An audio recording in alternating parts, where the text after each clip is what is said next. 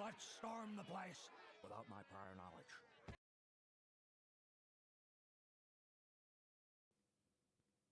Getting close to a year ago, Preston Jacobs, in a podcast, discussed the Tyrion-Tysha Arc, pointing out what he sees or saw as a plot hole. Amongst other factoids, it made no sense for Jaime, a knight in Robert's Kingsguard, to be in the Westerlands at the age of 20.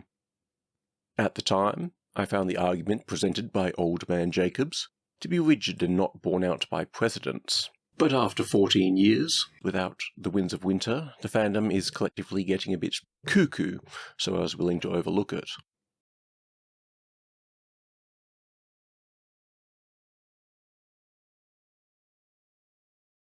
But recently, I listened to a video by where he brought up the supposed plot hole again, stating there was no reason for Jaime to confess to Tyrion his part in the Tysha event, that there was no foreshadowing.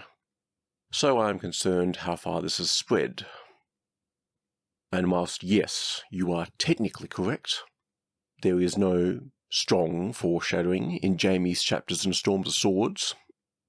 Did either of you ever stop to think about Catelyn Stark's chapters. No, I swear! At least I think it was that, or in any event. Stand by to take the blame. Steady, steady. Now! For context, whether you have avidly read A Song of Ice and Fire, or only watched Game of Thrones, you should be familiar with Tysha, the first wife of Tyrion.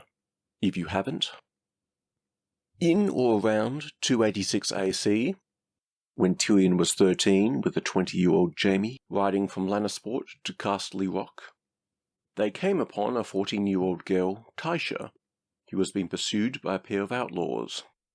Jaime drove the outlaws off, while Tyrion took Tysha to an inn, where he wined and dined her, and the two teens ended up sleeping together. Following this, Tyrion secretly wed Tysha, and set her up in a cottage near enough to the family castle, where he had a blissful 2 weeks before the drunk Septon, who wed them, sobered up and confessed all to Lord Tywin. Tywin, who hated Tyrion, took the opportunity to traumatize his youngest child.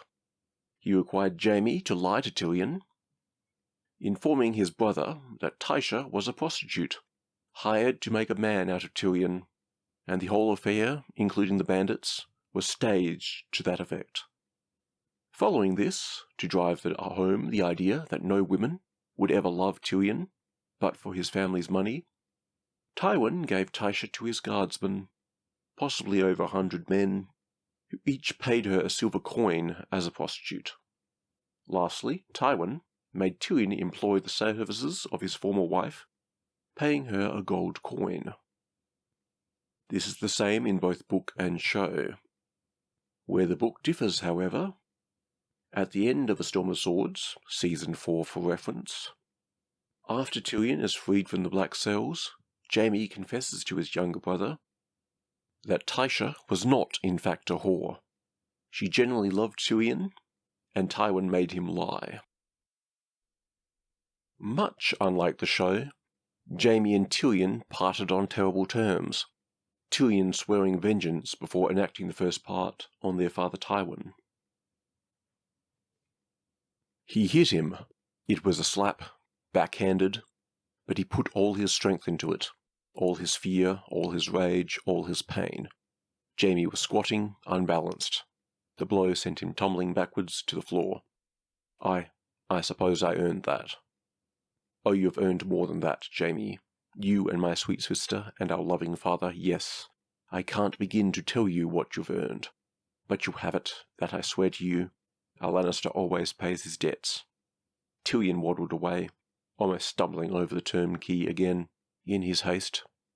Before he had gotten a dozen yards, he bumped up against an iron gate that closed the passage. Oh gods, it was all he could do not to scream. Now, as said earlier, there was in fact a hint that Jaime does feel poorly for telling this lie to Tyrion, though you would have to look in the last Catelyn chapter of A Clash of Kings. Ares. Catelyn could taste the bile at the back of her throat. The story was so hideous she suspected it had to be true. Aerys was mad. The whole realm knew it. But if you would have me believe that you slew him to avenge Brandon Stark, I made no such claim. The Starks were nothing to me, I will say. I think it passing odd that I am loved by one for a kindness I never did, and reviled by so many for my finest act. There was very little that Jaime took seriously. Tyrion knew that about his brother, and forgave it. During all the terrible long years of his childhood, only Jaime had ever shown him the smallest measure of affection or respect, and for that Tyrion was willing to forgive him almost anything. The first Tyrion chapter in A Game of Thrones. Tyrion loves his brother, and Jaime would very probably know it. Tyrion said that. Jaime had not wanted to believe it. Kinslaying was worse than kingslaying, in the eyes of gods and men. He knew the boy was mine. I loved Tyrion. I was good to him. Well, but for that one time. But the imp did not know the truth of that, or did he? Why would he kill Joff? Jaime 7, A Storm of Swords. And Tyrion, until the confession, sees Jaime as acquiring Tysha to be a gift. It loves you too, my lady. I love to say your name, Tyrion Lannister. It goes with mine. Not the Lannister, the other part.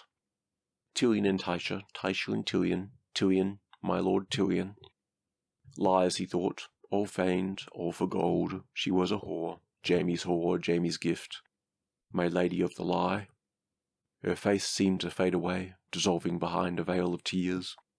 But even after she was gone, he could still hear the faint, far-off sound of her voice, calling his name. My lord, can you hear me? My lord, Tyrion, my lord, my lord. Tyrion 11, A Clash of Kings. Jaime contrasts Tyrion's gratitude over the Tysha lie with the realm's disdain for his act of kingslaying, which suggests to me that Jaime considers both opinions to be unjust. And if slaying Aerys was his greatest act, his betrayal of Tyrion may well be his worst. Now, as to Jaime being present in the Westerlands, it is not unheard of for a Kingsguard to go visit family. This may be after the fact, but in the Barristan chapter we get, the memory was bitter. Old Lord Went had announced the tourney shortly after a visit from his brother, Sir Oswell Went of the Kingsguard. With Varys whispering in his ear, King Aerys became convinced that his son was conspiring to depose him, that Went's tourney was but a ploy to give Rhaegar a pretext for meeting with as many great lords as could be brought together. Aerys had not set foot outside the Red Keep since Duskendale, yet suddenly he announced he would accompany Prince Rhaegar to Harrenhal, and everything had gone awry from there. So, with some royal pretext, a Kingsguard might act as an emissary, and whilst their vows may say otherwise, Kingsguard might still be loyal to their family. Sir Oswell himself later competes in said tourney on behalf of House Went, if only ceremonially. Now, does anyone doubt Jaime, sometimes Knight of the Kingsguard, who is committing high treason by sleeping with a queen, and will later lead a Lannister army in breach of the king's peace, prefer his family to the king? And as to a reason to be in the Westlands, in the year 286 AC, Joffrey is born. Depending on the timing, and if Joffrey is a healthy enough boy, Cersei may have taken him to visit his grandfather, and Jaime, as Cersei's protector, would go with her. About Jaime. I'm half a kingdom in debt to his bloody father.